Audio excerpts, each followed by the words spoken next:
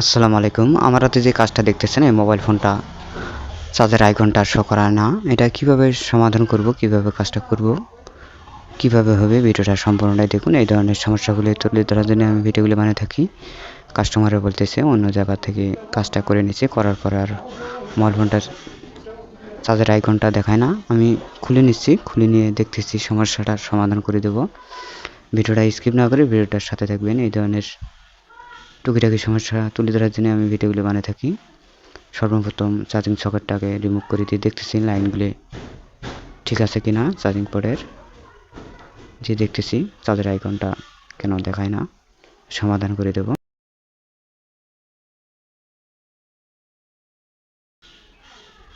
আমি চার্জিং সকেটটা তুলে নিচ্ছি, তুলে নিয়ে দেখতেছি লাইনগুলি ঠিকঠাক মতন আছে কিনা চার্জিং সকেটের।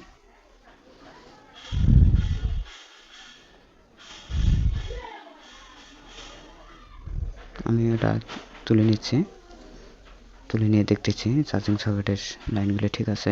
ঠিক থাকার কারণেও চার্জের আইকনটা আসতেছে না। আমি নতুন একটা চার্জিং সকেট বসে দিচ্ছি, বসে দিয়ে দেখতেছি আবারও ভোল্টেজটা ঠিকঠাক মতন ঢোকে কিনা। আমি চার্জিং আইসিটি সহকারে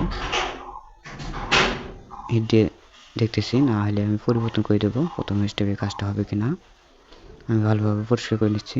পরিষ্কার করে নিয়ে আপনাদেরকে দেখাচ্ছি চার্জের আইকনটা আসে কিনা।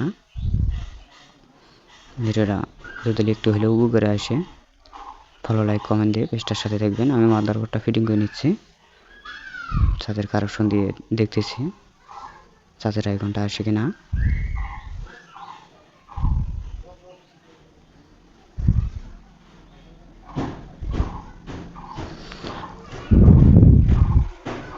প্রথম স্টেপে না হলে আমি আইসিটি চার্জিং আইসিটি পরিবর্তন করে দেবো। আমি ব্যাটারি সংযোগ দিচ্ছি, মোবাইল ফোনটা চালু করে নিচ্ছি, চালু করে নিয়ে দেখতেছি চার্জের কানেকশন দিয়ে চার্জের আইকনটা আসছে কিনা। আমি চার্জার কানেক্ট করে নিচ্ছি, আলহামদুলিল্লাহ চার্জের আইকনটা এসে গেছে। আমি চার্জিং আইসিতে একটু পেজ দিয়ে নড়ে দিয়ে কাজটা সাকসেস হয়ে গেল। আমি আবারও জুম করে নিয়ে দেখার চেষ্টা করতেছি চার্জার আইকনটা এসে গেছে।